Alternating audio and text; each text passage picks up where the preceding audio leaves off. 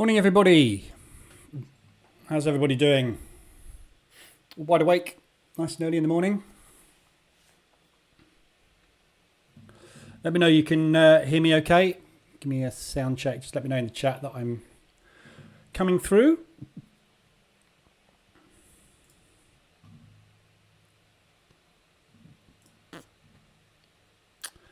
Just going to close out one of these yens I've got on at the moment, the pound yen. I've got two shorts on the pound yen. TP's down here. We're not far away from TP, but we've just hit ADR and bounced off.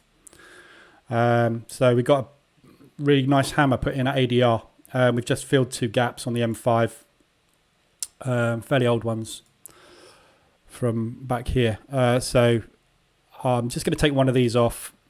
I can always put it back on again. So the one up there. Just going to close that out, take the profit on it. And then I will put another one on. How far away is that? A bit close.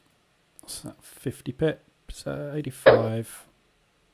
That'll do. So if we do pull back up and we go for these gaps up here, I'll get another position on. But we have made a new low on M5. So we have broken down below this low now, pound yen. And we're heading for these gaps. I've got the other position on here. But I just wanted to get some of that in the bank because we are at ADR. And quite often, as you know, ADR is a reversal point. Or rather a pullback point. So I may as well take the profit. If we do pull back, I'm getting another position on and go short again. So it's 6.4% in the bank. Other than that, Aussie New Zealand, I haven't banked any other profit, as you can see, apart from what I did yesterday. So Aussie New Zealand's coming down nicely, heading for this gap. We're just coming down to these lows at the minute. We've got plenty of room to the downside on this. I'm thinking of potentially moving my TP on it, but nah, just take it. I'll just leave that one where it is. The other thing I've got on is Euro Swiss. Which is pushing at the minute. More the euro goes up, the nicer it is. Because that thing's coming down at some point. Got this sort of double top. Yesterday's high, we put in a double top, which we are retesting at the moment. We're just pushing out the top of the Asian range in London. So potentially we're just going to take liquidity there. Lots of ADRs hit today, which we'll go through in a minute. So potentially we'll just take the liquidity there and then go for a drop, hopefully. We'll see what happens with that one today. But I'll scale in more if necessary on that one. There's plenty of room to the upside on this Euro Swiss. But as I say, it's in a downtrend. If we get up towards the... I've got my alert set there. If we get up towards the 24 moving average, might be another area. For another entry. So that's all I've got on FX. NAS and S&P. I'll go through what happened yesterday with FOMC in a minute. Obviously, you can see what happened yesterday with FOMC. The market did not like it at all, which is fine.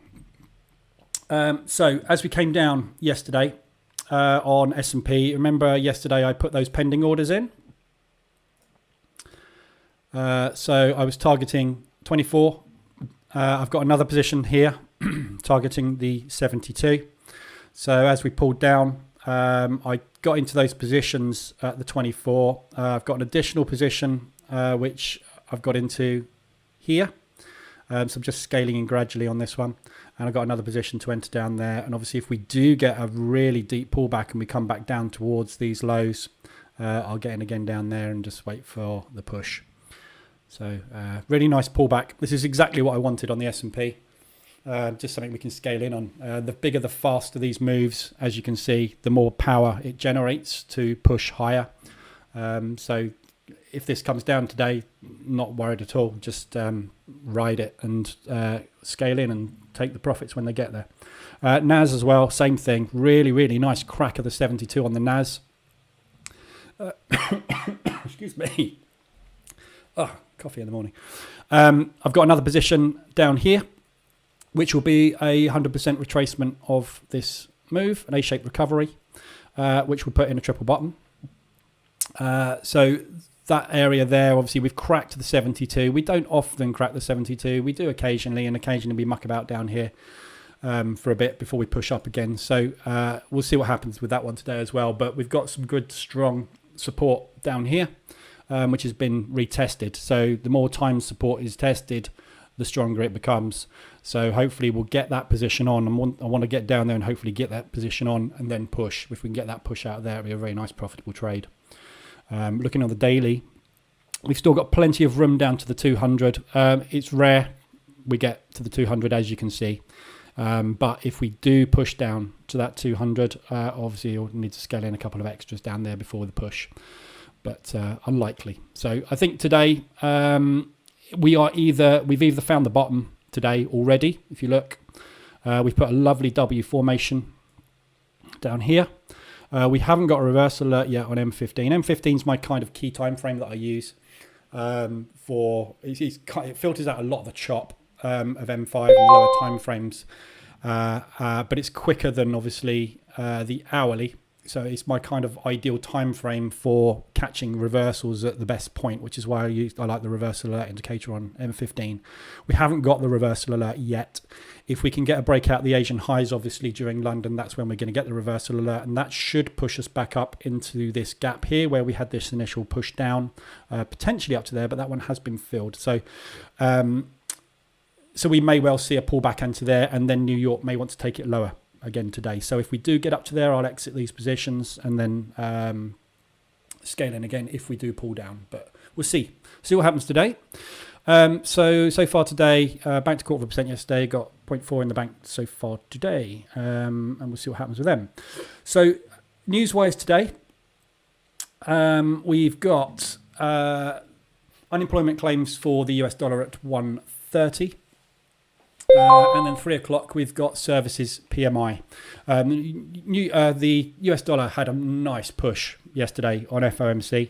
We'll have a look at that in a minute. It was a little bit earlier than I was expecting. I was hoping the US dollar was going to get a push, a pullback on FOMC further and a deeper retracement so that they could really push it with non-farm on Friday, but it went yesterday. So missed opportunities on the US dollar, unfortunately. It didn't quite get to the areas I wanted it to get to. But hey. So yeah, services PMI this afternoon. So that way it may well affect the market. So we'll be looking out for that after the New York Open.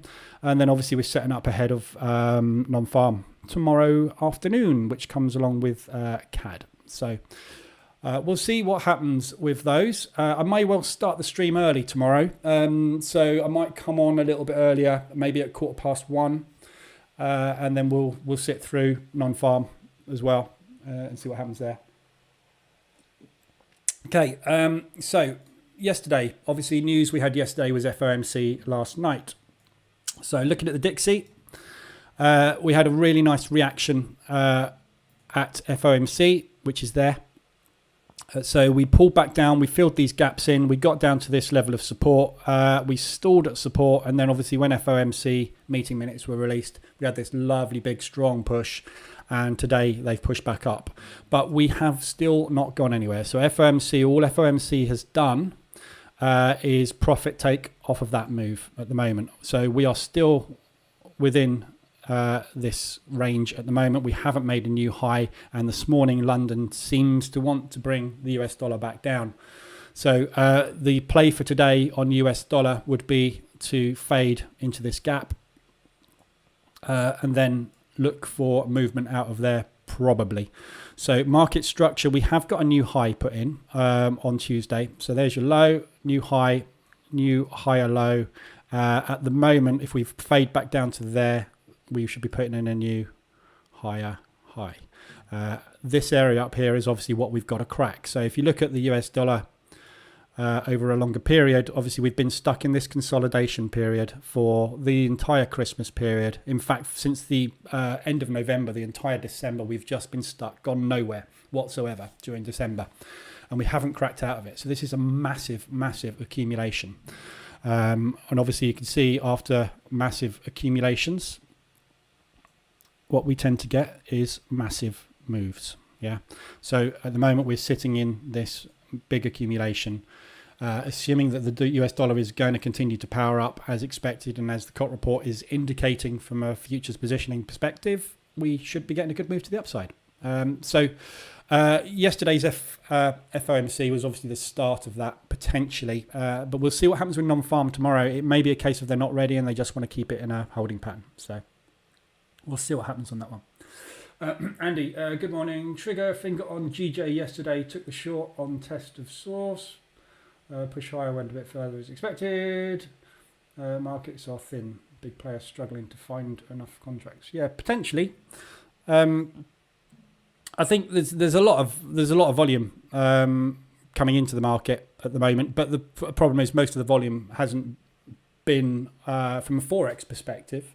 It's mostly been on yens. So we haven't had an awful lot of volume across the other currencies as such yet. So there's a lot of ADRs hit today, so we'll have a look at them in a minute. Right. So that's FOMC. What happened with the FOMC? So if you were on any US dollars, longs yesterday, as I said, I was looking for longs on the US dollar. There was nothing really that kind of got on my radar, unfortunately. US dollar, it didn't quite manage to get anywhere to signal entries for me, so I didn't get any on. Excuse me. But they all pushed really, really nicely. So would have made a nice little profit out of those if you got long on them. So yesterday, as I say, with the S&P and the NAS, usually what you will find is it will do the inverse to the US dollar. So when we get a strong push off of a news event with the US dollar, we tend to get a pullback happening on the indices. So obviously expectation today will be a pullback on the US dollar. So potentially we just got a retest at the moment on the S&P down here. So we're just retesting now this reversal alert. So perfect entry there. And then push up. So look to fade up into these gaps today. So I don't need a lot to get out of the S&P. The Nasdaq I'm a bit further away from an average on, but I'm only looking, sort of half an ADR really. So okay, so that's news for today. I opened up a bit of a can of worms yesterday. I had quite a few DMs from people that were in the live room yesterday and watched the replay of the live room yesterday about the IG client sentiment index, which I showed yesterday. So what I'm going to do to start off this morning is just have a quick run through this, just so you can see how to use it. Okay, and we'll have a little look. If you want to do a little experiment on this morning and take a couple of trades based off of this, do it. See what happens. So, Star, do you think the US 30... do you look at the US 30 for the Forex? No, I don't look at US 30 at all. There's no point. They're all the same thing. These look, there's the Dow, there's the S&P, there's the NAS. Just trade one of them, or two if you want to, but you're trading the same thing. If you trade all three of these, you're over leveraging yourself 3 times, because these will all do the same thing in varying degrees. Obviously, you can see this one's just about to get a retest now. S&P has had a retest already.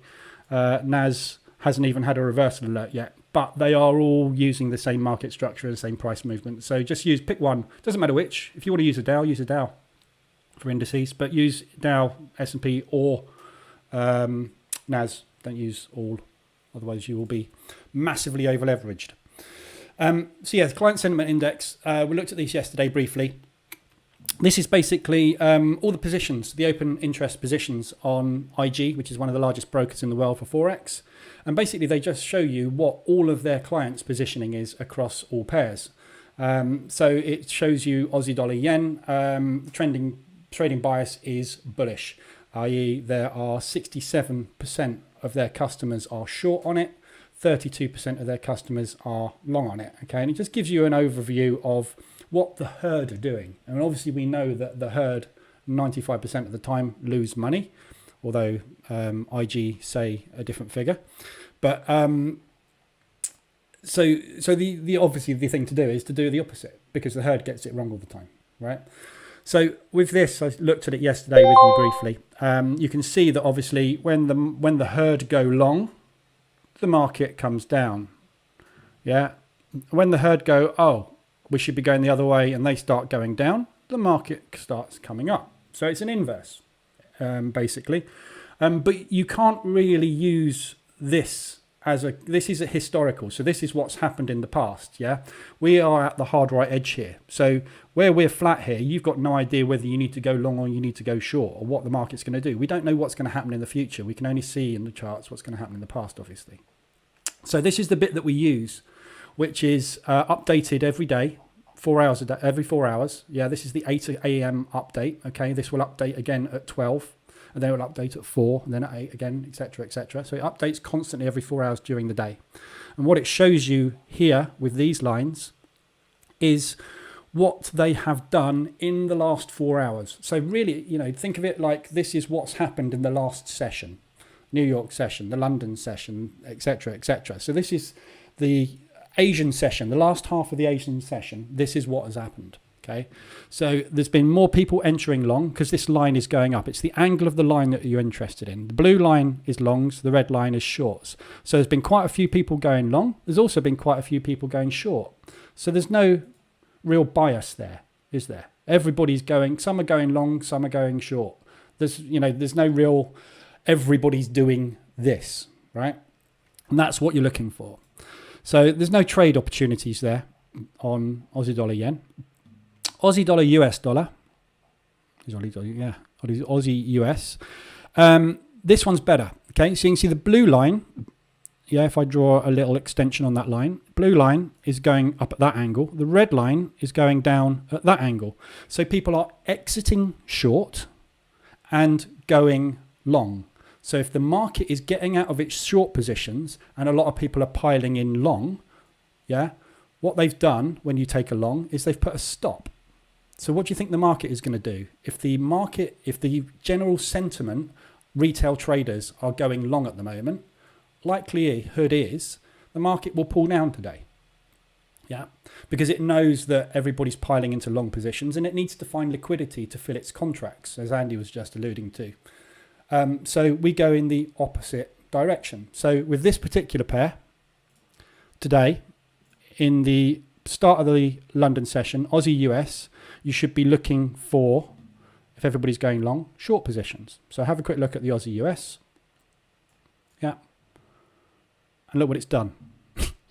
Right, start of London. First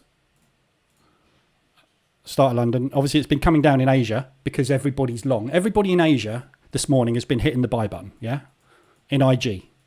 Look what the market's done. And look what the market's continuing to do. Because everybody's going that. Everybody's doing that. So they're putting stops in the market. So the market's coming down and grabbing that liquidity.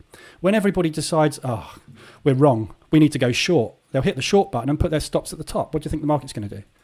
Come up and grab those stops. That's what it does. That's how the market works. That's how the market powers. The large institutions feed off of our stop losses to power their positions. Yeah. So that's how you use the IG client sentiment. So if you want to go and have a look at the website, yeah, it's dailyfx.com/sentiment-report. And just basically look for angles on these. So if they're both pointing in the same direction, no use. Yeah, we're looking for opposite sentiment. We're looking for people either everybody piling out of shorts and into longs, or piling out of longs and into shorts. Yeah, so we're looking for everybody to be putting more into one direction. Yeah, so here they're both kind of pointing slightly down. These are good. Yeah, everybody is getting short and everybody is exiting long. If you're exiting long, you're going short. If you're entering short, you're exiting long, right? So everybody is going short at the moment on this one. Yeah, so we need to be going long. This is the Germany 40. That's going to test me now. Have I got that?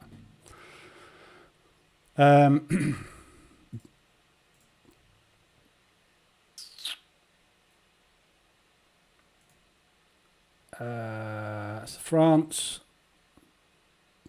Is it DAX? No, Germany. Yeah, it is, isn't it? Because they're changing the name of the symbol because it's now 40, not 30. So let's have a look at the DAX. Yeah, so we just said everybody at the moment on the DAX is doing what? Going short. What's the DAX doing? Going long. Yeah. Right. So this is the last 4 hours, remember? Yeah. So we are going back. Where are we now? Let's look at the M15 chart. Right. So where are we? 15. So that's about an hour, 2 hours, 3 hours, about 4 hours. Yeah. So about there, everybody was going short. Everybody was piling in short. Look what the market did. Bang. Because everybody's short. If you hit the sell button here, yeah, what are you going to do? Where are you going to put your stop? Somewhere up there, aren't you? Don't know where. Anywhere. Somewhere up there, you're going to put your stop. So that's what the market's doing. It's coming up and grabbing it. So that's how you use it. Anyway, so I had a lot of questions in DMs. I don't think I explained it clearly enough, but that is basically how to use it, right? And if you don't see any, if you go through this list and you don't see any that look good, don't take any, yeah? And this is short term, right? So we're trading 4 hours at a time. So this is a scalp. You want to get in and get out with, I don't know, quarter of an ADR, half an ADR, something like that. And that's really all you do, right? Does that make sense? If you've got any questions about it, obviously let me know. But that's how I use it. And obviously I just wanted to go through it again this morning to start with, just so that it's a little clearer. There's a good one. What's that? Euro US dollar. Everybody is exiting their longs and entering shorts. So the market is going short. So you need to be going long on the Euro US dollar this morning. Yeah, London pushed high. We're just retesting. Retest and push. Back up into here. You will usually find as well, if the market's gone crazy, there's a really easy target. Look at that. So as soon as you get a retest on this, yeah, so we've got the reversal alert. We're looking for the W pattern. Reversal alert, retest, enter, stop, target. And then get out. If you're not there by lunchtime, scratch it with whatever profit you got. You might get stopped out on it. If you get stopped out, you get stopped out. But that's the way to use it, yeah? So hopefully that's clear. But yeah, it's good. It's really nice, easy strategy, basically. Just do the opposite of what everyone else is doing, yeah? Who wants to be the cool kid? If you're the cool kid at school, you know, it's fine. You're really, really popular. But the people that make the money in this world are the geeks. And they're not popular. They're the 5%. Like me. I'm not a geek, just an analyst. Anyway, having questions regarding COP. The values being shown are in percentage of long and short open net profit. Net positions, yes. So it's the open interest. So with the COP report, yeah, it's basically, how many more are in one direction than the other? Yeah, so there's 19% more shorts than there are longs. Like this, it's just like this. This is the retail crowd every 4 hours. Yeah, it's like this. What percentage is long versus short? Yeah, so it's a very, very similar thing to the sentiment index, but this is open interest futures contracts, which is the big guys. This is the big guys' positions. So although you don't want to be trading against the big guys, you want to be trading against the retail crowd. The big guys will enter positions with a view to making money in the long term, right? So long term, everybody's getting in long on the US dollar. That's all that is, right? Everybody's short on the Canadian dollar. Everybody has been short on the euro for an absolute age. Yeah, which is why the euro's been battered around. But this is strength. This is an indication of strength, not direction or timing. Yeah, it's just the overall. We would expect at some point to have more strong pops on these than not. Doesn't mean they're necessarily going to go up continuously or make massive highs. It just means there's going to be strength of movement in them, really. And what extreme COP figures should be considered for a bias? Also, when it says same direction, should we get aside and only focus COP longs and shorts? So with the figures, you have a high and a low, minimum and a maximum, right? Think of this like an oscillator. So think of it like an RSI, a stochastic or whatever, yeah? You got a max and you got a min line. You will very rarely find we get over 35. 40 is a real extreme, right? Like the US dollar has got to a negative 40 here, yeah? And that's the maximum.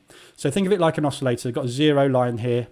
Let's say this is 40 and this is minus 40. That's really the extremes that you will see. Like an RSI, when we get to extreme levels, it tends to come back down again. Yeah, when it gets to extreme levels at the bottom, it will tend to push. Yeah, and this is what I was saying before Christmas on the New Zealand dollar. I was saying to everybody, be very careful of the New Zealand dollar because we've been sitting at yearly extremes for a month. And then all of a sudden, bang, the whole lot disappeared. So basically, think of it like the market buying. If they've been buying for ages, what have they got to do to get out of their positions? Sell. Yeah. So this is like building from, 15, 20, 25, 30, 35, bang, down to 4.9. Yeah, that's what happened there. Yeah. So, but again, don't get too caught up in the cot. It's not something you can use for anything but if you put a gun to my head and said, which way's the US dollar going to go in the next quarter, I'd be going long. I couldn't tell you whether I'm going to survive or not, but that's what it's like, think of it more like a hunch, an inkling, a rough idea. Yeah. Don't worry too much about the numbers. And this is why this tradable bias is literally a case of short or long. Yeah. If this is a negative and that is a positive, we've got a bias. If this is a negative and that's a negative, we have no bias. Yeah. Anything that's same direction, trade it as you like. But what I like to do is if we have a bias, I would be much more inclined to enter on that bias. That's all it is. Yeah. So I'm looking for longs on the US dollar. I'm looking for shorts on New Zealand US, pound US, euro US. Yeah. I'm looking for shorts on all the euro pairs, but it says same direction. But that is because the euro has just been destroyed continuously. It's just really weak at the moment. So, but don't get too hung up in it. Use it if you want to. If you don't want to use it, the holy grail is the moving average. If you want to know which way this is likely to continue, this is going to tell you which way it's going to go, or which way it's likely to continue.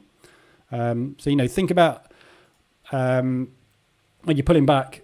These are pullbacks in a trend, but the trend will at some point finish and do that. Yeah, so the trend's never going to end. But if the cot, like this one, is a short, every time it pulls back to these moving averages or every time it gets over this RSI, I'm on it like a fish. That's a silly thing to say, isn't it? On it like a person that really wants to get on something. I don't know.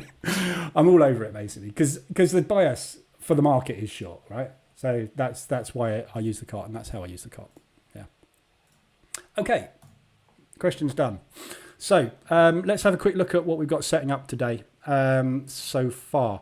Now, at the moment, there's not a lot that I'm massively interested in. I haven't had a really good strong look at the market yet, but we've got lots of ADRs already hit out of the Asian session. And when we get ADRs hit out of the Asian session, it's always a little bit concerning because there's been an awful lot of movement already put in for the day. And sometimes this can be a good thing. But a lot of the time, you'll find that you've quite often missed the moves already. So we'll have a quick whiz through all of these. But as you can see, there's been an awful lot of movement on the Aussie and the New Zealand pairs, as you would expect, because obviously it's the Asian session and that's where those guys are traded. So we'll whiz through all of these quickly. Aussie dollar CAD, there's another one, just that's an RSI hit on New Zealand US. We'll have a look at that in a sec. Aussie US has just hit ADR. I did do a quick scan of news this morning when I saw all these big moves, just to see if there's anything interesting on the news. So whenever you see massive movement during a session, when you come on, it's always good to have a quick look through the news. I just use Forex Factory's news, so obviously just flick from the calendar to the news and have a quick look, see if there's anything red. So anything fundamental that may have affected anything, and usually you'll find it's marked as red. There's nothing on the Aussies or the New Zealands that says anything particularly exciting. So if there's fundamentals that have driven price in a direction, I'm always a bit wary about playing mean reversions on them because those could continue to push. But there's nothing. So Aussie dollar, US dollar. Obviously, we are looking for US dollar longs. Aussie dollar CAD we're starting with. So Aussie dollar CAD, we have hit ADR lows. Both of these are biased short on the COT report, so there is no bias. So you can really trade them in either direction. So anything like this, you can take a long on this. The only thing I don't like about this is the way that it's been traded down to here. So what I like to see when we have an ADR hit is a big, strong move, a big propulsion candle that starts a move off. Yeah, and then it can do what it likes from there. It can grind, it can do whatever it wants on its way to ADR. But I like to see a target to aim for, a big target, a propulsion candle. We haven't really got an awful lot here. You can see how efficiently this thing's been traded as we've been coming down here. It's been long shorts, long shorts, long shorts. Really, really, really nice. We are likely to get some kind of pullback on there, but there's very few targets in the form of gaps on the lower time frames for this one. M15, we've got this gap here, which was the propulsion candle which started this down move. So that would be where my target would be. This one we are just putting in a double bottom as well, so it's a really nice area. It's nicely extended, it's extended on RSI, massively extended on RSI, so really good looking opportunity for a long. We haven't got a COT bias on this one though, so not really sure as to a directional bias on it, but it's a nice looking opportunity. But there's better ones so far that I can see today, like Aussie dollar Swiss and Aussie dollar yen. So Aussie dollar Swiss, massive push down. We've virtually hit 150 ADR. We've put a lovely bullish engulfing in already on this one. So reversal alert is going to be here on M15. Which will be at the 100% ADR. We've got some nice looking targets to aim for there. We've got big targets to aim for at the top as well. Swiss franc will power up massively. So when you see the Swiss franc or anything against the Swiss franc moving strongly in one direction or the other, a lot of the time it tends to be the Swiss franc that's in control. In this case, it's the Aussie dollar that's been in control and dropping. So when the Swiss franc actually has a big weak move, we'll get a big strong push, and obviously the Aussie can easily just power up as well. So lovely targets to the upside on this one. Really nice looking opportunity for a long. There's no directional bias again on this one. But lovely bullish engulfing, lovely price action at the start of London on this. So if you want to go down to M5, which is usually the time frame you enter on with ADR reversals, you're going to get the reversal alert there. So not got far to go, but monitor it. Nice extension on RSI. You may find, we're just getting extended on the RSI on the hourly as well. Lovely gap fill on the hourly on this one as well. This one's, I'd class this as actually filled. That one's been done really. That's now been completed as well, and we've just broken out into new lows. So potentially what we're doing here is heading down to this area of support. So we could, we're not going to make it in one go, obviously, but there will be a pullback. So target the nearest gaps you can see. Obviously targets with ADR reversals, you're looking for a quarter of an ADR, half an ADR move, something like that. They're scalp trades. So somewhere up into this sort of range there if you want to be aggressive. But you can see obviously we are in a big range, big accumulation phase. They stop hunted there and now they've put the move in. So heading down to here, when we get down to there, start looking for long opportunities. But that's not a bad one today. Aussie dollar Swiss, Aussie dollar yen. has hit to the downside. So everybody, obviously, we've been looking at the yen for a while and waiting for this yen weakness to lapse. Obviously, this is the Aussie dollar moving, but you should have been short on yens anyway, everything against the yen. So if you were, obviously, you've already probably profited on this one. But lovely ADR reversal on that. 150%. Potentially we're heading a little bit further down on this one. So we are just starting to break market structure on this.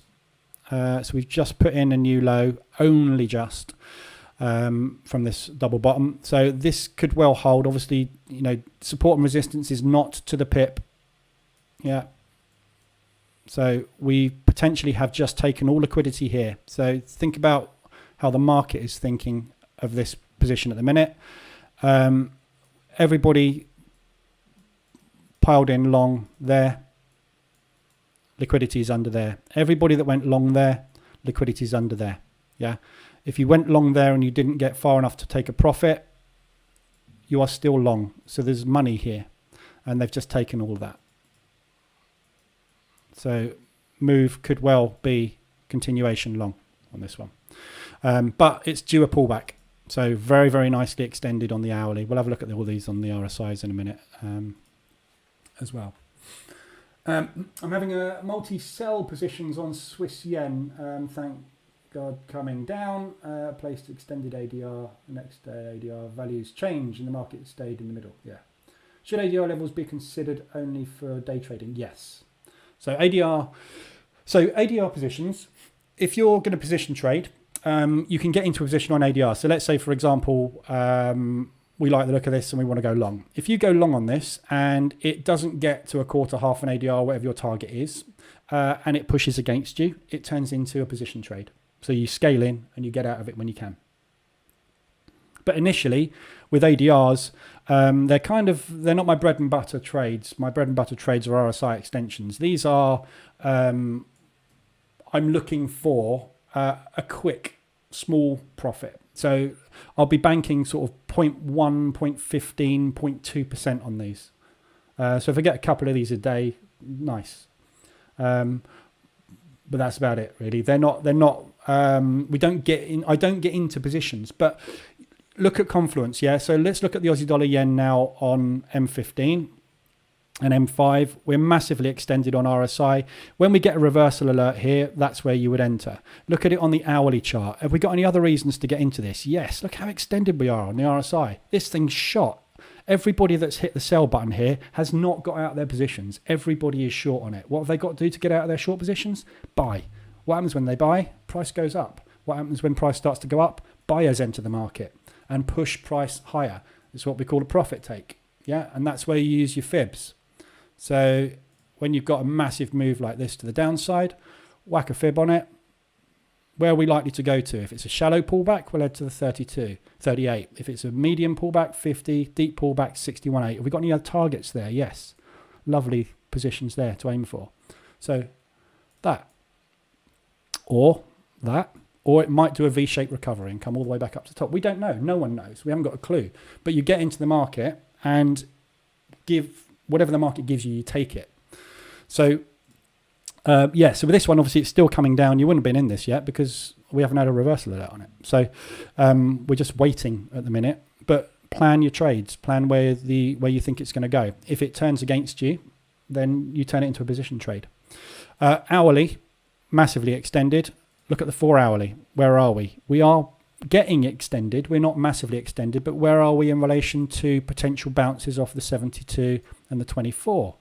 Have we got any gaps that haven't been filled on this time frame? Yes, there. So if I get in here and it does that and pushes back down again, I can get in again there. And then hopefully we'll get a push back to the upside. Yeah. So just whenever you see ADRs, you'll see me taking a lot less ADR trades than other trades. But that's just because I will get in on ADRs, but I just prefer to get in when RSI is extended. So if I see an ADR signal, and H4 is extended, and H1 is extended, that's me done, I'm in. If I see an RSI extension and we haven't, an ADR hit, and we haven't got an H1 or an H4 extension, I will look at COT and think, is the COT bias right? In this case, it's not, so I wouldn't take it. Yeah, but this is a good one to take based on H1 being extended as well. Yeah.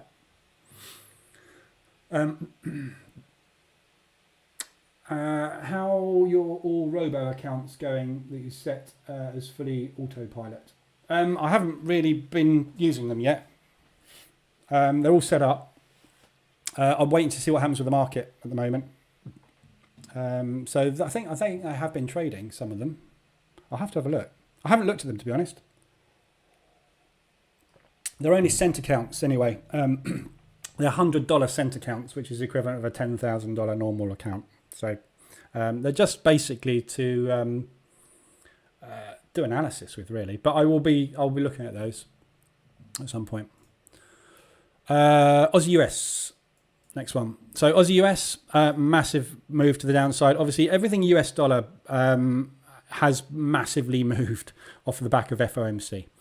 So we've got 150 extension again, drop down to lower time frames. We are opposite COT bias on this one. US dollar is long, Aussie dollar is a short. So this is counter COT. If this had hit ADR to the upside, I would be interested in taking a short on this one. But this is obviously the opposite direction. But again, look at the hourly. Massively extended. Last time we were down here is there. Yeah. And here. And we are now down here. Yeah. So very, very, very big gaps to fill to the upside, especially this big propulsion candle, which was caused off of FOMC. So yeah, looking really good for a long opportunity on that one, Aussie US. It is counter COT though. So I don't really like taking trades which are counter COT, but that is massively extended. So M5 on that one, you can get in easily with the reversal alert on that. But look how embedded it is on M15. Again, it's been very, very orderly on the way down. This is not a propulsion move. This is the market been distributing orders really nice and easily. So this to me looks more like they are building a position short on this rather than just reaching for liquidity, which is when you see these big propulsion candles coming in like this. So yeah, so market structure change on this one as well. We've obviously got this low here, which has now been invalidated. So we've got high, low, lower high, lower low. We'll be looking to come up and putting a lower high, potentially moving back down to there, as you would expect, because we're expecting the US dollar to power up, which will push Aussie dollar, US dollar down. So pullbacks up to here and shorts would be the ideal trades to take. But mean reversion, it's got to get back up here to make a lower high. So looking for good long opportunities at the moment on that one as well. So yeah, you can get in long on that. Really nice extended. Just wait for extensions on ADR to give you a reversal alert. So just wait for some bullish price action basically to get a market structure shift on M5, and then you can get in long. And target wise on it, somewhere up here, got a gap there, got another gap up there. I mean, these all may well do a V-shaped recovery, you know. So, and if you want to trade them with stops as well, you know, these are really nice ADR reversals with stops when they're this extended. When you get down to 150 extensions, when you get a reversal alert, enter, stop under there. Up to you what you want to target. Obviously, your risk reward needs to be, you know, 2 to 1 really, 1.5 to 1 minimum. So somewhere in that gap is probably where I would look to target if you're using a stop. CAD yen, obviously it's hit to the downside. So all these yens that we've been looking to short all week, they're all playing out now. So if you've got in any of those, that's good. You're down at profit. CAD yen, nice bounce off of 100 ADR down there. Reversal alert hasn't triggered because it's too far away at the moment, but lovely wicks to the downside there. So nice looking potential long, but again, short bias against a short bias on that one. Euro odd. Hit to the upside. That's a nice looking short. I'm short euro.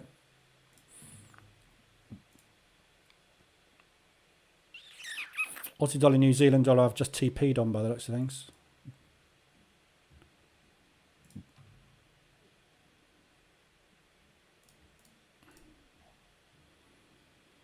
Yeah, so Aussie dollar, New Zealand dollar, I've just hit TP on that position from yesterday. That gap fill. And New Zealand, the other pound yen trade that I had on, I'm out of that as well. Hit TP. So that's done. Sorry, where was I? Yeah, so I was looking at just trying to see what I was in, and obviously I noticed half my positions are gone because they've all hit TP. So Euro Swiss, we were looking at, it's thrown me that, Euro odd. So I don't like to get into more than two positions on the same currency. So when I see a nice setup that I like the look of, first thing I do is obviously look at my P&L and see what I've got on. So I'm one short on the euro. So the dashboard basically shows me my exposure. So I'm short on the euro, and the Australian dollar, I haven't got any on. Ignore this because it doesn't work with extensions. That's the S&P. So yeah, euro, I've only got one short on at the moment. So I'm happy to take another position on the euro. I've got my euro Swiss short on, and now we've got euro odd extended as well. What other euros we've got? Euro New Zealand. So I'm just going to have a quick look at that one as well. With anything that you're trading with Australian dollar and New Zealand dollar, only pick one, because the Aussie dollar and the New Zealand dollar tend to move in tandem, obviously both being in the Asian section. So when I'm looking at these, I like to take one or the other. And in this case, Euro New Zealand is nicely extended. Euro odd is even more extended. We've just done a lovely gap fill, beautiful wick to the upside on that. It just looks better, Euro odd, to me at the minute. Although Euro New Zealand actually, this is the high, isn't it? Yeah. Okay. What do we fancy? Right, I'm going to go Euro New Zealand on this, I think. Although Euro odd is more extended, and Euro New Zealand's just done a lovely reversal, so I'm going to take a short on that one. So Euro New Zealand ADR reversal. We just tapped into the this daily control candle, if you remember, that I drew in. It's not a straight line, that. There. So this push that we had up into the 200 moving average, we haven't broken out of that area for ages. We did crack it, and then the next day we bought back in, and we've stayed in this area constantly, and we've just pulled back up into the top of it. So we've rejected nicely off of that candle, and euro I'm short on. New Zealand dollar on the COT report has only just flipped short. Yeah. And quite often when we get a flip short, it is a single week and then the directional bias flips long again. So this is either going to be continuously flipping short, and then obviously it's a short and I'm in the wrong bias on it. Well, I'm not in any wrong bias because obviously they're both short, so there's no real directional bias. But the chances are this might well go long again next week, in which case then we will be New Zealand dollar long and euro short, which makes Euro New Zealand a perfect short. So I'm going to take a position short on that one. Initial entry there. And let's look at targets. So just going to target this gap, this propulsion candle here. So we had this little nice consolidation and a push, and then another consolidation and a push. And since that push, we've done nothing but go up. So this is where the buying pressure started. So if the sellers take control and push down, when they get down to here, likelihood the buyers are going to defend that position and move up. So that's where I'm going to take my TP. M15, you can see it a bit clearer. Also coincides quite nicely with this high here. And let's look at the hourly. Yeah, so back into this gap, basically. Massive, strong push, really extended on the RSI. Really nice looking opportunity, that one. You're in New Zealand short. Is there a significant difference in... sorry, I'm going back to looking at your questions. For gap filter, can you suggest 1 hour time frame to stick with where it really works most of the time? It doesn't really make an awful lot of difference, to be honest. There's on the lower time frames, the gaps on the lower time frames are less buying pressure, if you like. So the M15 is always the time frame I've concentrated on, because you see the initial surge of selling pressure or buying pressure quite nicely on this time frame. On M5 you get lots of them, you get a lot more of them, so again it's more chop. So I tend to go M15 ideally, but hourly obviously you get a bigger picture and bigger gaps, but obviously because the price action is a lot slower, it takes longer to get back to them. So I kind of flick between M15 and hourly. There's no right or wrong, really. What are you comfortable with? You know, I'd like to put my targets ideally above an area of buying pressure, so that I know that I've got a chance of getting out of it before we get to that buying pressure and it gets rejected. I used to put it sort of halfway through, because quite often you'll find price will push halfway into this area and then the buying pressure will basically propel it out. So quite often you didn't get your TP taken out. The bottom of it is what I started using, but now I'd much rather go at the top, because a lot of the time you'll see it will tap into it. So here's a prime example here, this gap here. See how it's gone halfway through and then rejected. In this case, it filled it, got rejected again, and then broke it. So it's safer to put your TPs there. But whether you do use M15 or hourly is entirely up to you. Always look at multiple time frames. Look at the bigger picture. Yeah, this is still pushing. Lovely rejection wick there, and now we're pushing again. So, but we've just filled that gap on the hourly, although that was already tested. Look. So that was already rejected once, and it's quite old. But they get filled. It's what the price does. Price fills gaps all the time. And look at what we've got to the downside. Yeah. Whenever I take a trade, I'm always like, have we got a load of targets down here to aim for? Yes, brilliant. We've also got targets to the upside to aim for, which is fine. If it goes up to there, I'll get in again. Yeah. And if it goes up to there, I'll get in again. It's not a problem. If we push all the way up to there without pulling back, what do you think is going to happen? It's going to collapse at some point, isn't it? So it doesn't matter, really. And this is why I was saying yesterday, the position size I get in with is irrelevant. I don't care if it pushes up another ADR. It's not going to affect me. But yeah, to answer the question, gaps, I would go for either hourly or M15 would be my ideals. That's just because I'm mainly trading off the 4 hour time frame. So, but with ADRs, obviously I'm looking at lower time frames.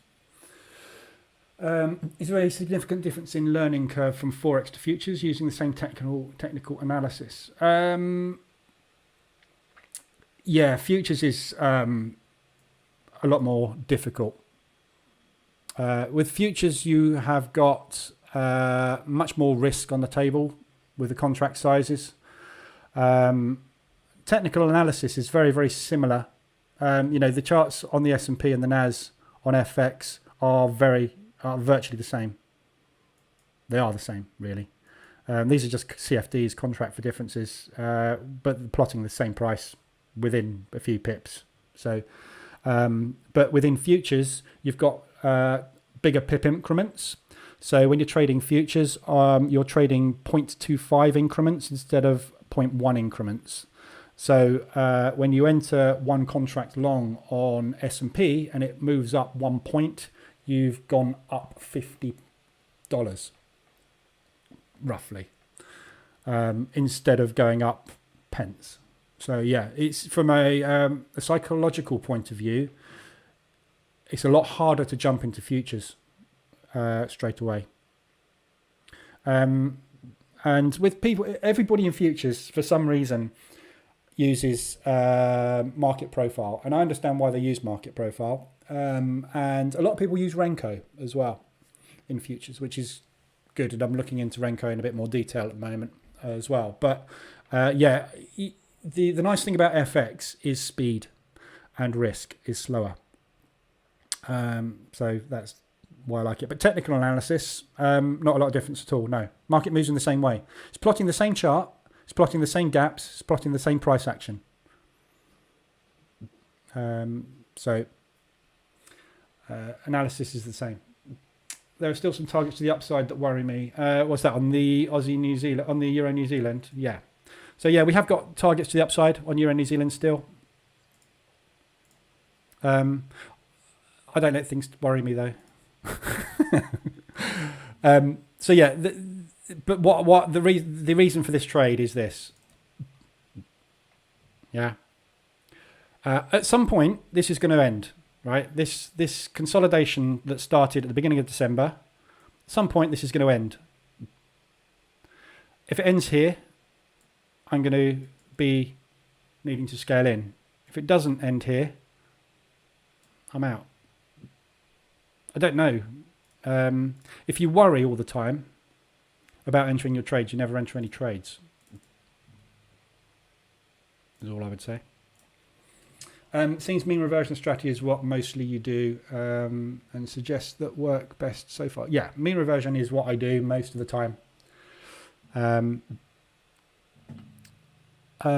mean reversion is what the majority of traders do most of the time. I've said this before about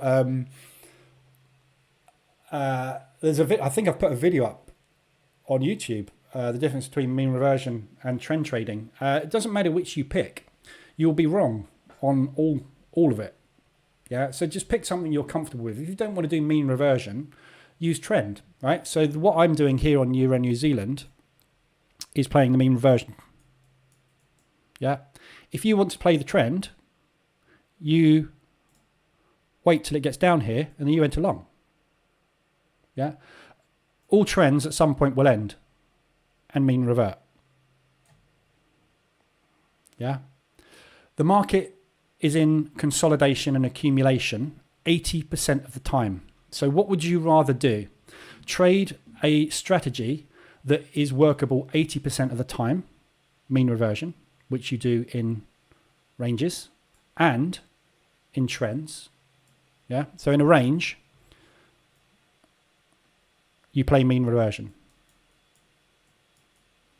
Yeah, in a trend, I can still play mean reversion, which is shorting the pullbacks. Yeah, if I'm a trend trader though, I can't trade this. What I do is I trade a breakout and I get in here and go long. But all trends come to an end and they only work 20% of the time. So 80% of the time, as a mean reversion trader, I've got opportunities. If I'm a trend trader, I only got 20% of the time I can look for opportunities. So that's why I do mean reversion, because I've got more opportunities in the market. And that's what you'll find the vast majority of futures traders are also doing, mean reversion. Trend trading works incredibly well for long-term investment. Yeah, you can see that there. And that's exactly what I do on the S&P. I'm trend trading the S&P. Yeah, getting in here, getting out there, getting in here, here, getting out there, getting in here, getting out there, getting in here, getting out there. I'm trend trading. I'm entering on pullbacks. But as you saw yesterday, occasionally, not often, I will take a short on it. And that short is a mean reversion. I'm looking for mean reversion. So that's the only reason I trade mean reversion, just from an opportunities point of view. Going off on tangents today, aren't we? Let's get on to the ADRs. Where do we get to? Euro odd, Euro New Zealand. So they're both good opportunities. Pound odd. So the pound is a short at the moment from a COT perspective. I never like shorting the pound, but this is a gargantuan move, obviously, that the Aussie dollar has created. So again, good opportunity, 125 extension. Basically, the higher extension you get on the ADR, the more chance you have got of getting into positions. So if you want to do ADR reversals safely in any direction, I would start at 150. If we get to 150, one or two things is going to happen. We are either going to consolidate and then push the next day. And if we can do that after not doing a profit take on a move like that, you know, within a couple of days, that is going to happen and you're going to get out. Or if you get to 150, quite often you'll get a 50% pullback at some point, either in this day or in the next session in the next day. So if you want to do safe, super safe ADR reversals, wait for everything to hit 150. And you can do that in the dashboard. You can set your dash to only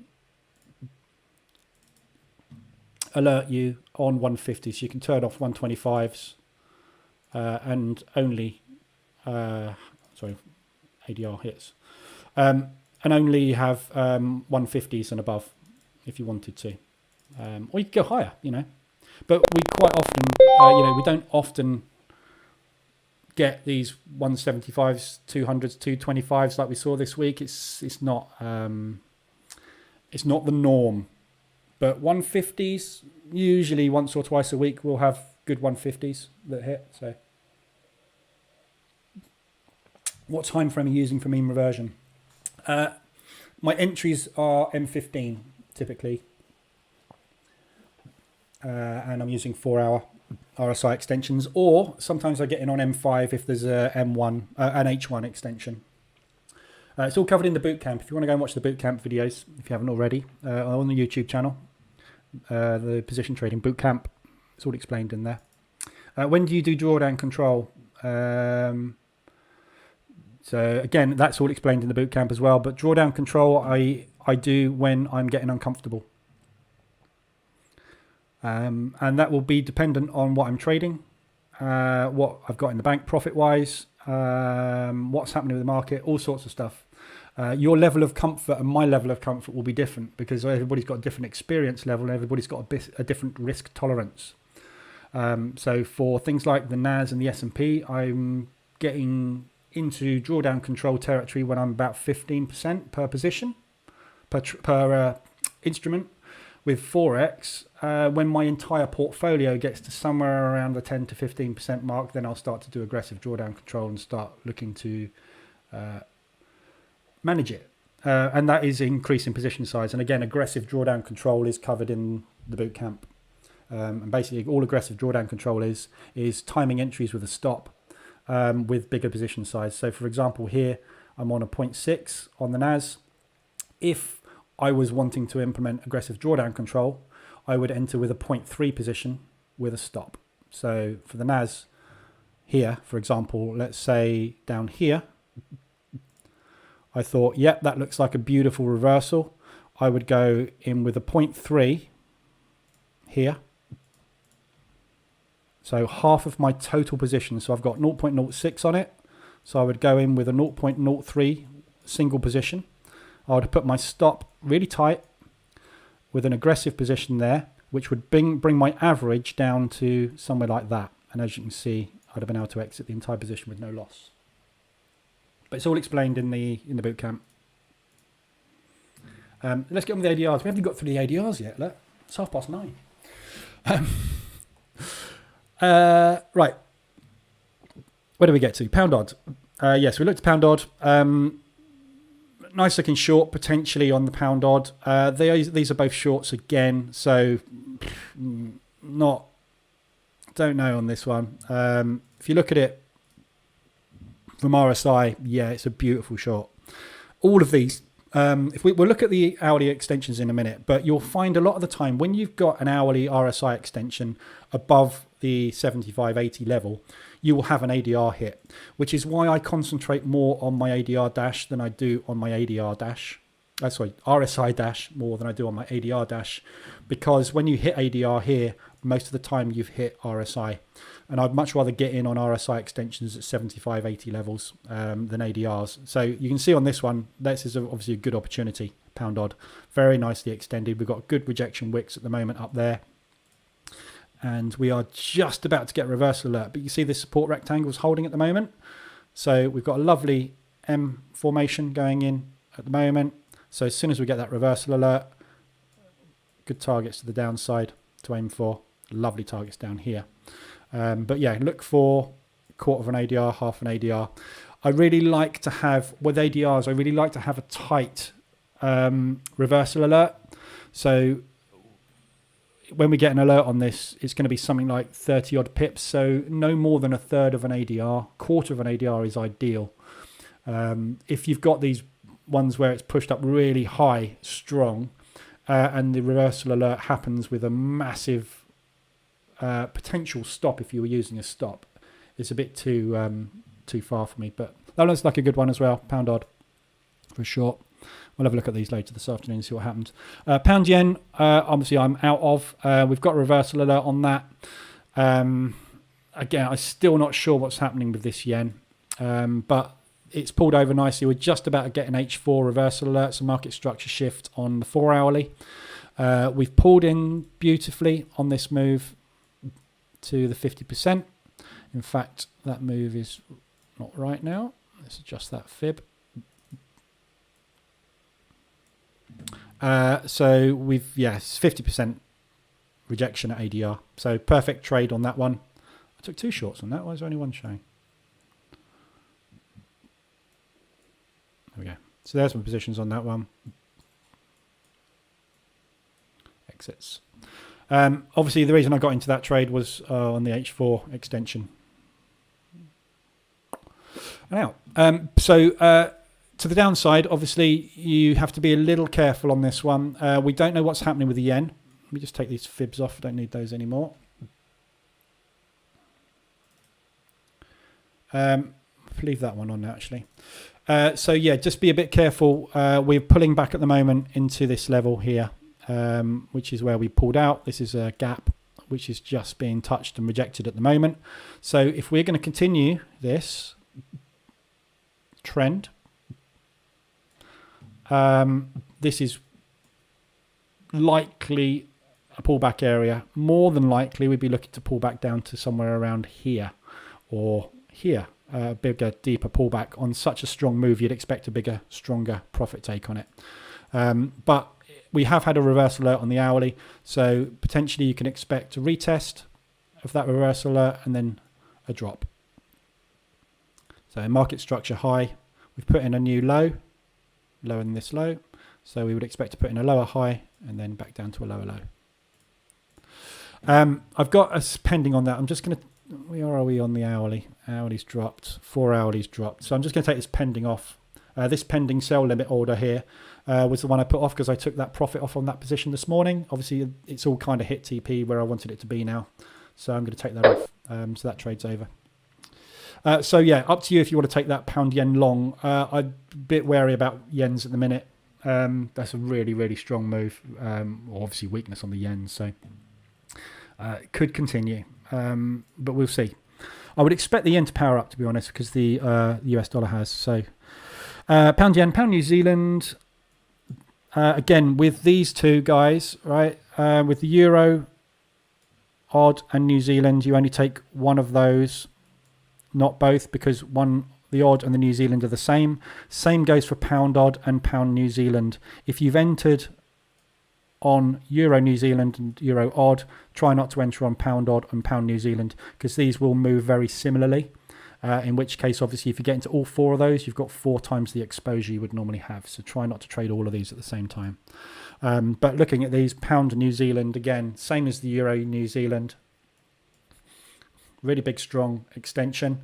And nice ADR hit on that one. Straight off of the 100%. We've had the reversal alert and the retest, and it's just sitting in consolidation at this area of buying pressure at the minute.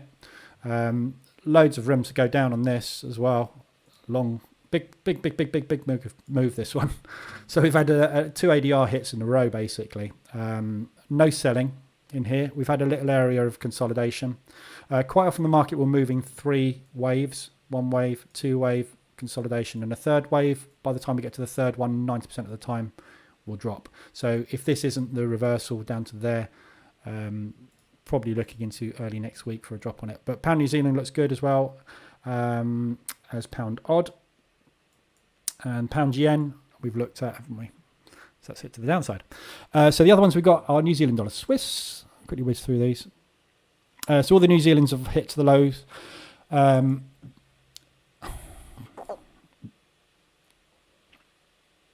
So this gap is filled. These wicks, we had this tweezer bottoms here, which kind of filled this. So this was the rejection off of that buying pressure. We've had a really good strong push out of it. So I wouldn't class this particularly as a good gap that would offer any strength. But we are still in this consolidation. So assuming, and you know what assume stands for? Assume makes an arse of you and me. So every time you assume something, it's probably not the best thing to do. But assuming we are going to stay in this consolidation and accumulation phase here, we're at the lows. So you'd be looking for a beam reversion up to there. So it's a good hit to the low.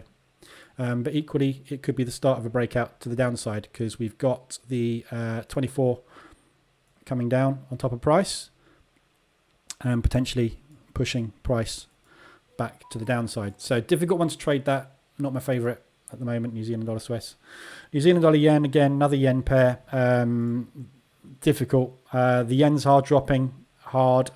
Loads of targets to the upside on this one, on M5.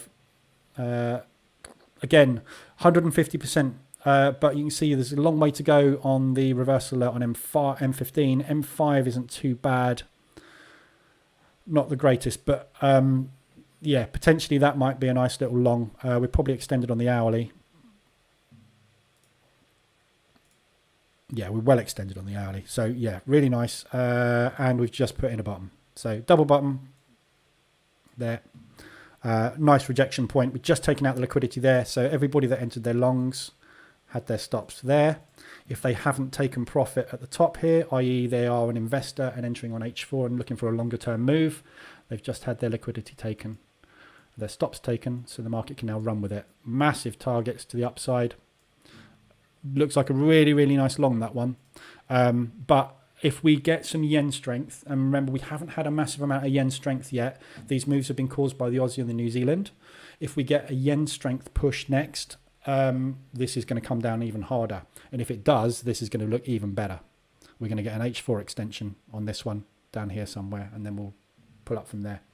But yeah, it's a little bit risky, but I'm still not sure about the yen, so I'll sit on the sidelines on that one. New Zealand, US. Again, expecting US dollar strength, which will push the New Zealand dollar down.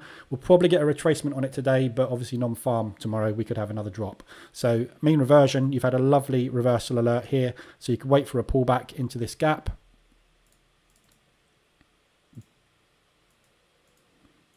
And then take a long target somewhere up there. Or just jump in now. But yeah, just be wary, obviously, with tomorrow we've got non-farm payroll. And our friend, the US dollar yen. So this one we were looking at for shorts. And obviously they have started to play out now. This is what I was saying about with the reversal alerts. When you get big, strong pushes on ADR, I mean, this is obviously nothing to do with ADR on the 4-hour chart, but when you get the reversal alert happening so far away from the peak because you've got all this buying pressure coming in to form that massive, strong push, by the time you get the reversal alert, the move's over. So what I'm looking for is a nice down candle somewhere up high so that we get a quick reversal alert, which gives us that room to take profit.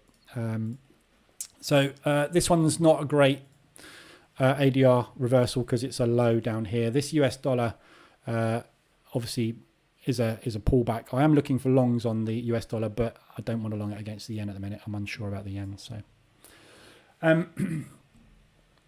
Are there reversal chances percentage on your ADR indicator auto-calculated, or are they static percentages? Yeah, so these are static percentages. So these, if you watch the video on ADR, which is again on YouTube, how to trade ADR, or if you go to the website and look at the page, the indicator page, ADR reversal indicator. This video here shows you how to trade it. I also go into there how I got to these figures, all the research I did to create those figures for the ADR reversals. So it's all on there if you want to go and have a look at it.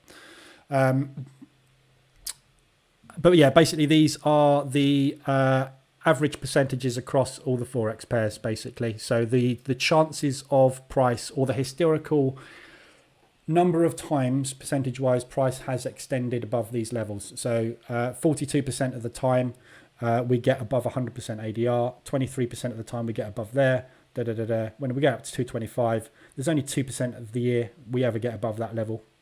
So obviously the edge here is when you get down to here, the chances of it going further are that. So the chances of it going further are that. So your edge is 97% that it will not go further. That 97% edge there does not mean that price is going to do that. It means that price is not going to do that with that certainty. It could do that, and then the next day it could do that. Yeah, so that's what these percentages are showing you. Your edge based on when we get to these levels are chances of doing that. There's a good chance we will get a mean reversion, because obviously to get to ADR, there's got to be a lot of selling pressure to get to ADR low, for example. Everybody that's hit that sell button to get out of their positions has got to hit the buy button, which means we do that. And that's what mean reversion is caused by, is the sellers exiting their positions. And when they exit the positions, the buyers jump on board because they see bullish price action, and that propels price higher faster. Yeah. So that's the way that ADR works, and that's what those numbers mean. When I backtested 2020, the EA placed 6 buy orders. The equity dropped by 30%. Yep. Yeah, I mean, it will do. If you don't do any drawdown control, you can't just leave. You can't, with position trading, you can't just continue to hit the button in one direction and hope it will get back to your original position. Yeah, sometimes we get squeezes and that doesn't happen. But again, it's all covered in the bootcamp. Right, so quickly, because we've been going for ages and answering lots of questions today, which is good. We'll have a look at the RSI extensions. So we'll whiz over these because we've covered a lot of them already. Actually, let's start with the 4 hours because there's less of them. Pound odd. So we've got pound odd, pound CAD, and pound New Zealand. So we are pound. Okay, so this is odd and New Zealand mainly causing these moves. So we are nicely extended on the pound odd. Obvious where we're headed, up here. Whether we get there in one push from here, don't know. But when we get to there, the likelihood is we are going to get some kind of bearish reaction, obviously. Whether it's going to be a pullback or it's some kind of consolidation and push, we don't know. So at the moment, this is very, very nicely extended. So would be one to look at M15. Next reversal, let you get the fact that you've got extension on the hourly, the 4 hourly, and M15, and we haven't had a reversal alert. When we do get that reversal alert, we like to get a nice drop on it.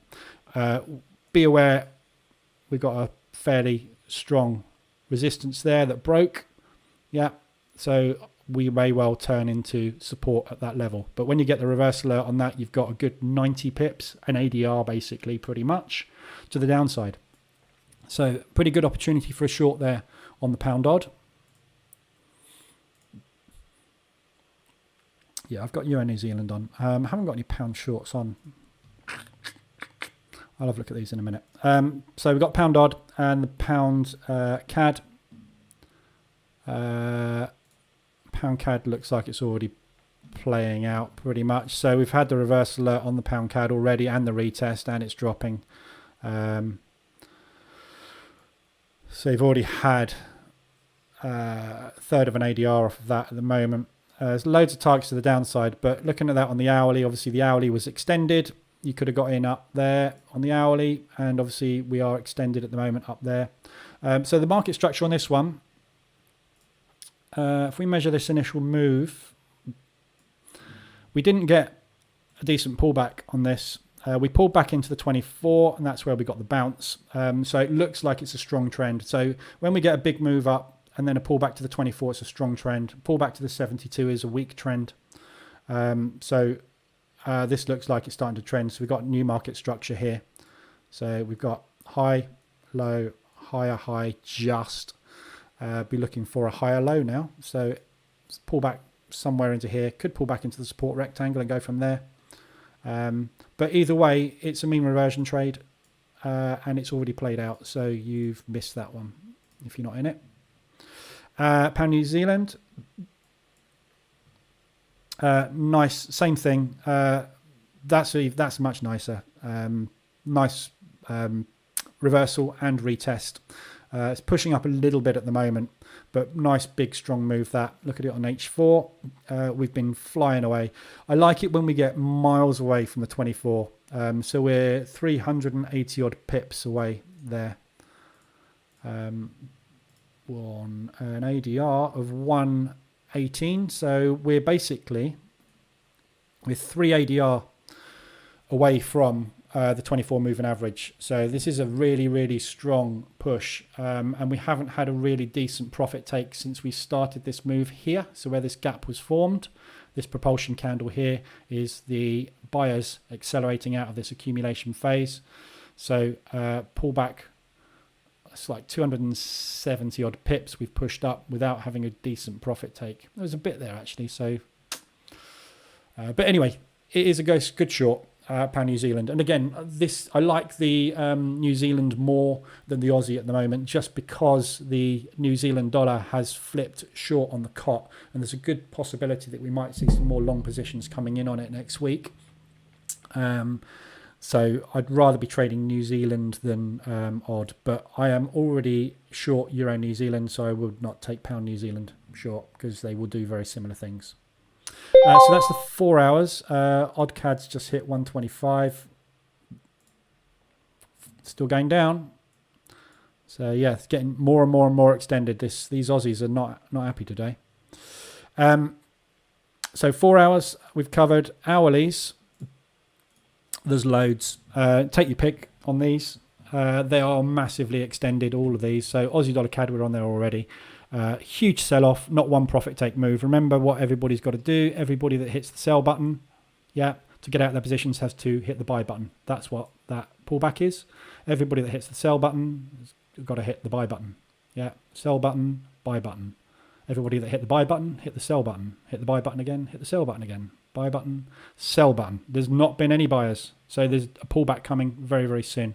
Nice big propulsion gap there to aim for on the hourly. We are miles away from the support rectangle. There's loads and loads of room on this. So if we have a look at where this one's going, we've got these gaps here which were formed by this propulsion. I'm going to have to scale out a little bit on this one. So we've got a nice area of balance here, contracted into there really. That's where the move started from, and we're just heading into this area now. So when we get down to here, we're likely to hit some traffic. Probably going to be buyers there because that's where the buying started.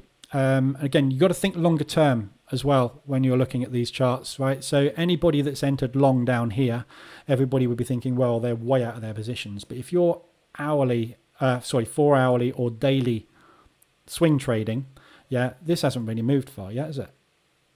If you're trading swings and you're saying this is the swing low, what you're expecting to happen from here is that.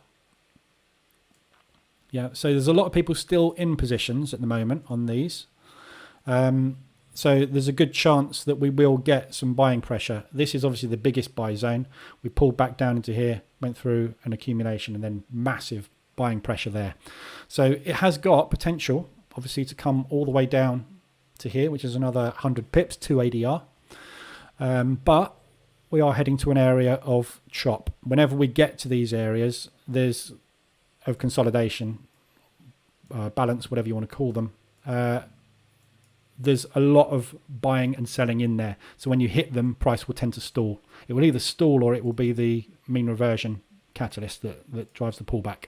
But massive, massive, massive selling pressure there. No profit takes whatsoever yet, so expect a pullback. We've also just taken all this liquidity out as well here, haven't we? So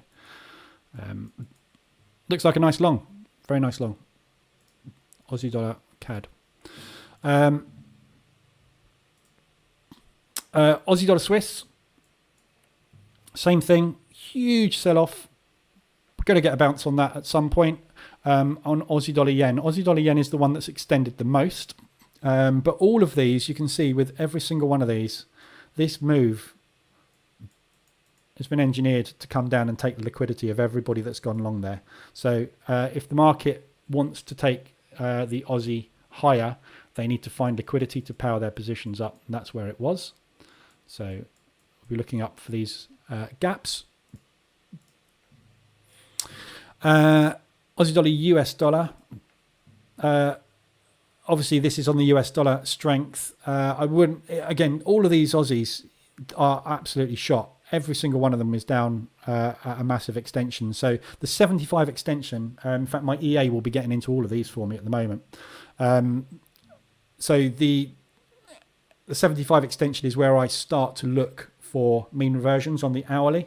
So I have my EA set up for automatically taking M5 reversals, which I haven't got yet on this one, when we get to the 75 extension on the hourly. So these are all great opportunities for taking longs, and just look for targets to the upside, sort of here, or even if you want to go with a V-shaped recovery on it, which is quite possible on this one, considering they've just taken all the liquidity from down there. That'd be a really nice entry. CAD yen, nice potential support area we've just tapped into here. We need to get bullish engulfing really on that. It's a long way to go to get a reversal alert on M15, but an M5 almost giving one. So again, this is the whole point of this indicator, is to stop you getting into positions early. We need to see a break in market structure. We need to see strong buying that is able to break through consolidation areas. That's what that is helping to show you, and obviously forming those W's and those M patterns with the retests. So again, still no retest on that one, but on the radar. You know, whenever you're looking at an RSI dash and you see it like this, my eye is always going to want to trade these above anything else. Yeah, the more extended price has got without doing a pullback, the better the opportunity. So if you've got an option of taking a New Zealand trade because you haven't got any exposure on New Zealand, you've got an option between New Zealand US and New Zealand yen. I'm thinking, is the COT bias right? If there is no COT bias, which of these is the most extended? The more extended you get, the bigger the push tends to be. And the longer you've been extended or embedded, the bigger the explosion tends to be coming back out of it. So the ones that are most extended are always the best. CAD yen, Swiss yen is also extended. We've had a reverse alert and retesting on that one at the moment. We haven't got the retest alert on it. We will get it when we break back above the reversal rectangle, which is 126 level. So if we break back above 126 on that, that's probably going to push up to the upside. Euro odd. Massive extension on this one on the hourly. Lovely short. So I'm obviously on Euro New Zealand. You take one or the other, Euro New Zealand or Euro odd. But yeah, both massively extended. Just come up into that gap. Selling pressure obviously started here. This is really the best selling pressure when we broke these lows, but we have got a lot of selling pressure up there, and it looks like we're holding. So again, if you want to wait a little bit on these and look for candlestick patterns, look for a 3-bar reversal. So at the moment, we are 1 minute away from candle close, and we're going to put a doji in. So bullish candle followed by a doji, followed by a bearish candle is a 3-bar reversal. Really strong candlestick pattern, especially on the 4-hour charts. But on any chart, a 3-bar reversal is a good one to look for. I'm just trying to scan and see if I can see a 3-bar reversal. There's one there. Yeah. Down, up, push. So just got one forming there. So if you wanted to wait a little bit, you can get in there and obviously trade it back down to there. Where are we? Euro New Zealand. Yeah, so Euro New Zealand we've looked at. I've already got into that one. We've got some new. We'll have a look at the 4 hours in a minute. We've just got a load of new 4 hours come in as well. Euro New Zealand, so I'm already in this one. Short, just taking an initial position on this lovely shooting star. Targeting back down these lows. So we've covered that one already. Pound odd, massive extension on that one. 125 ADR, big strong move. Should be looking for a pullback on this one. That gap is perfect there. 38 for a shallow pullback.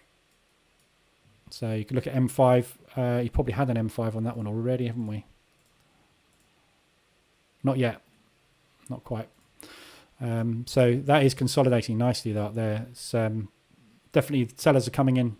We've got a massive bearish engulfing, followed by a pullback and another big wick rejection there, showing lots of selling pressure. So it looks heavy. Just need the reversal alert to give us confirmation to go short on that one. Pound New Zealand, same thing. I've had a reversal alert on that one already.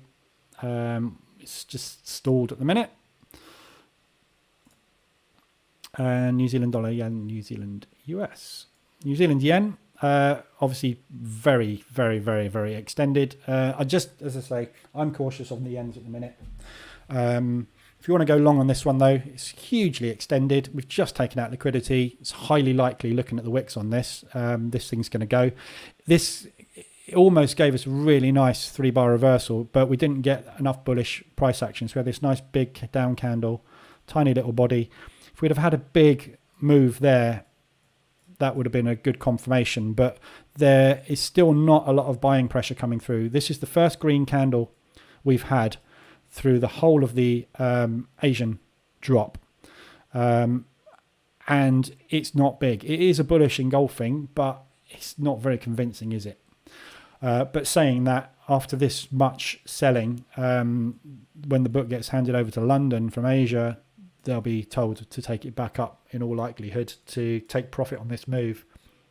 So look for areas that have got gaps where we're likely to meet more selling pressure if this is going to be a continued push to the downside. And New Zealand dollar, US dollar.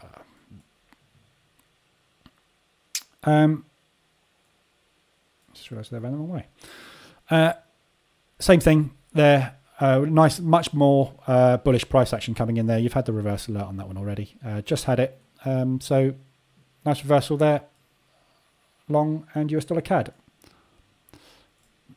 It's the opposite way. So I'd be looking for longs on US dollar CAD rather than shorts. But all these US dollars, you are likely to get a fade today on all of that. Not so much US dollar Swiss. Actually, not so much US dollar. Yeah, US dollar CAD really is the only one. We obviously had CAD news yesterday as well, didn't we? Or is that today? Getting confused. One sec. Let's check the calendar.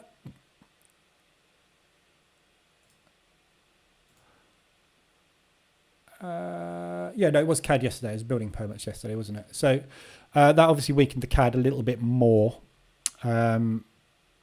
which is why we've got this bigger propulsion candle here. So I would expect to fade into that today, and then obviously get some more buyers in there. Yeah.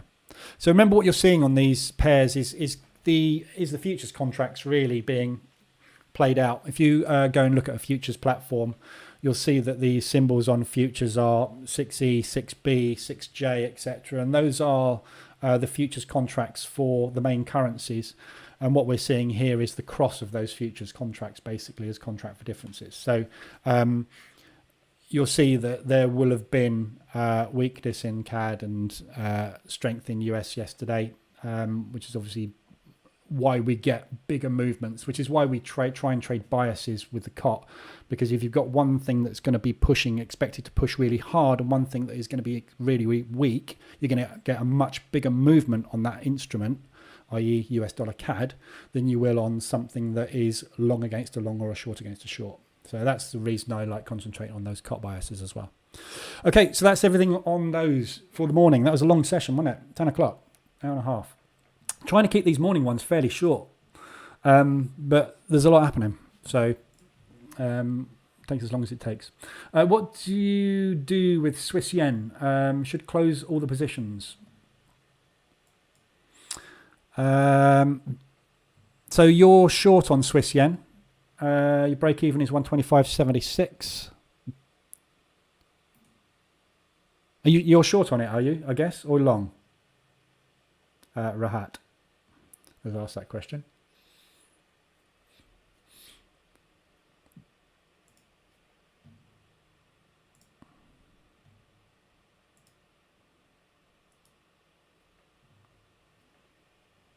Are you there? or is it just a delay and you're answering that question, but it's taking about 6 hours to get through to me? I can never tell. If you are, so if you've got break even at 125.76,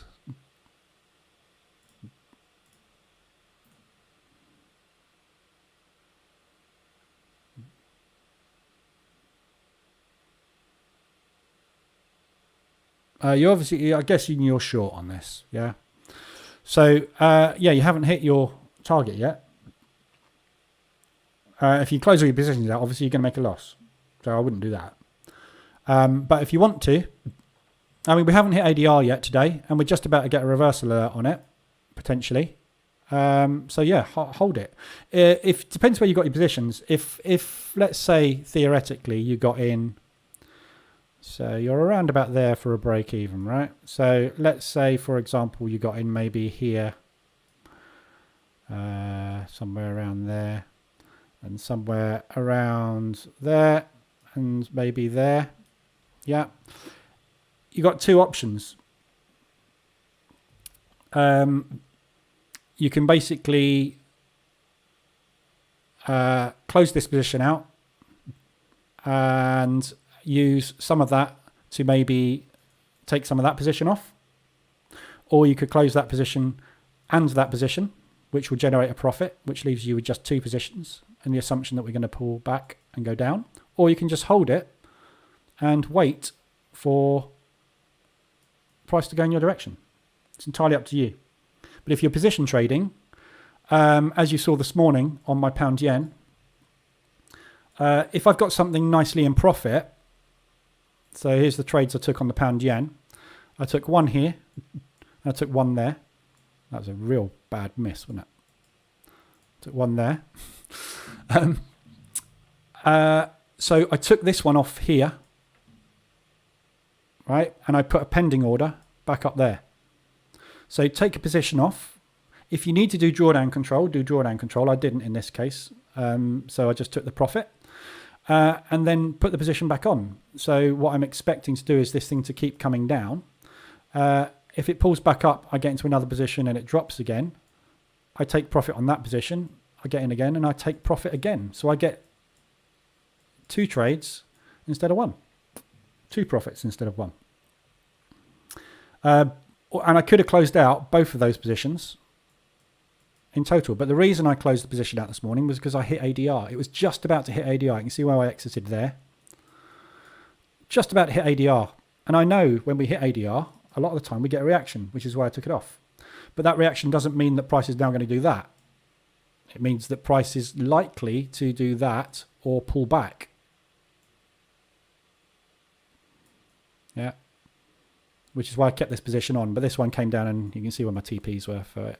Came down and hit TP. So, but yeah, up to you what you want to do with it. I can't really answer that question for you because I don't know where your trades are, where your positions are, what your P&L's like, what your drawdown tolerance is. It's a very personal thing. You just have to kind of feel your way through it, really. Prince, any trades taken? Yeah. Try not to copy my trades, though. Considering the delay we've got. I might take some S&P off, actually, while I'm looking at the P&L.